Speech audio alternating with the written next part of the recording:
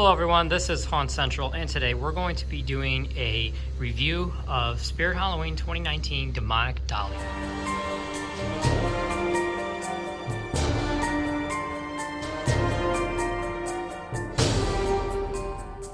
So before we get going on this video, I just do want to shout out my Instagram and my other social media. My Instagram is Haunt_Central, and my Facebook, and along with my Twitter, is Tyler Duran. That's DORANTYLER. And I am also trying to get to 1,000 subscribers before the Halloween season ends, so I can advertise my videos and get more animatronics for you guys each season, such as Demonic Dahlia, and do more reviews, demos, and unboxings starting soon. So if you guys could help me out with that and share the channel link, like, subscribe, that'd be great and help the channel out. But without further ado, we're going to get right into Demonic Dahlia here. I purchased her on Saturday, August 8th, the day that Spirit Halloween opened, when I went with David's TV along with my girlfriend. And as you guys know, from if you've watched my reviews in the past, I don't do that many of them. I have to catch up on them this year. I rank the animatronics by what I call the 5 skull factor, which basically means, is the same as 5 stars, except each of the stars or skulls means something. So to start, we're going to start that 5 skull factor with the price. Demonic Dahlia sits at $199 for Spirit Halloween 2020. That was her price last year, so she did not go down. And honestly, I think it's a good price, but should be a little lower, maybe around the $179, $189 range. But she does have really good animation, which I'll get to in a minute. And she does rise to almost 6 feet tall, so really, I'd say that's not horrible for what you're getting. But she sits at $199, and with a 20% off coupon, you're going to get to around $160, which isn't all that horrible for this prop. She's, like I said, definitely worth the price, and with a 20% off coupon, pretty good. The next skull factor to review with Demonic Dahlia is the setup. Now, the setup for this animatronic was surprisingly pretty simple. It got a little tricky with the arms are a little more difficult to put on, but the arms are posable, so that's a plus to that. And there's a chain, like I showed you a minute ago, in the back of her head that has super high tension, and it really feels like that you're gonna break it. Got a little bug going on her. Really feels like that you're gonna break it when you're dragging it down to her head, but be warned that you are not. That is what's supposed to happen, and the setup does get a little, I wouldn't say frustrating, but it does get a little confusing, and also it seems like you're gonna break it. But take it from me, and I know Hunter HDJ Halloween, subscribed to him. He also said that was the same when he set his up. So this one, I've heard this one and Jack Straw have that sort of thing going for them. But don't be nervous or worried. When you set her up, she should work just fine. The 4th skull factor for this animatronic will be the detail. Now, I'll show you the detail. She has really good detail, especially around the face. You have the scars in the mouth with teeth. Her eyes are like the ghost white, and she has a lot of, you could tell this face looks pretty much hand-painted and sculpted from the prototype at Flagship last year. The only complaint I have with the detail is that the eyes should light up, especially when she pops up, like Floating Ghost Girl did from 2016. But that's also something I wanted to mention with the price, that I think her eyes should light up, but I don't know if it's right for her eyes to light up, but for the type of character she is, but she's supposed to be possessed, so I think it would be way cooler. But then, anyways, moving on to the detail, we go down. She has her hair, the buttons with the IR sensor hidden in there, and then her clothing has a lot of nice rust and dirt spots on it. And like also what I said is that she has knees right there, which is a new one for the animatronic. But that makes sense since she is in the sitting down position for most of her activation. The last skull factor to review with Demonic Dahlia is the animation, and this is the part you've all been waiting for, where I'm going to activate her and show you what she does. If for those of you that don't know, I'm going to activate her and show you what she does and how the animation is. I have her hooked up to a step pad, but you can also have her hooked up to on constant motion, or you can have her on IR sensors. So I'm going to go ahead and activate her. I told you to stay away.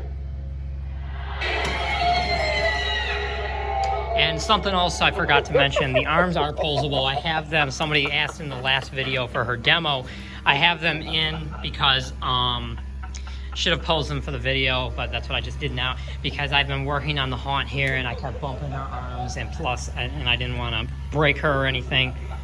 So that's why her arms have been in, but give that one more go without me talking.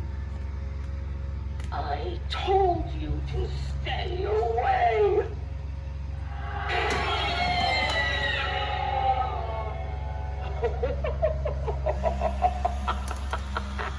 There's a good view of that face detail.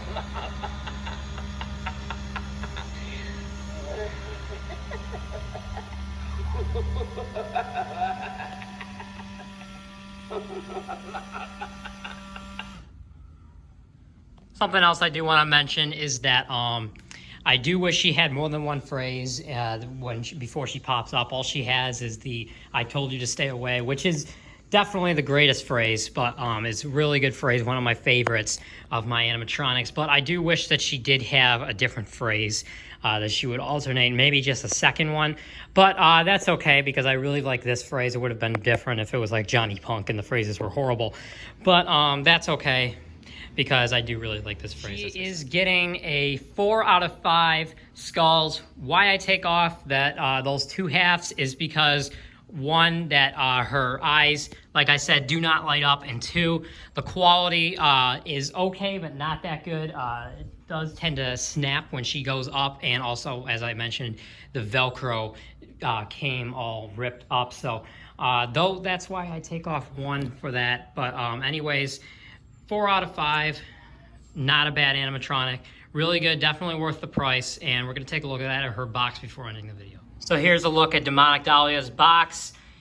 I'll go down here. Spirit, Demonic Dahlia quickly lunges from seated position to standing with a blood-curdling scream. Can be placed on a chair or bench for added effect. I have her placed on a Spirit Acres Farm crate.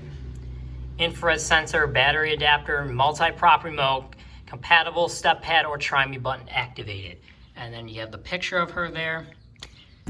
Turn it to the side here, lunges quickly from seated position. We have her there again. If you guys want to read that, just pause that right there and you can read that.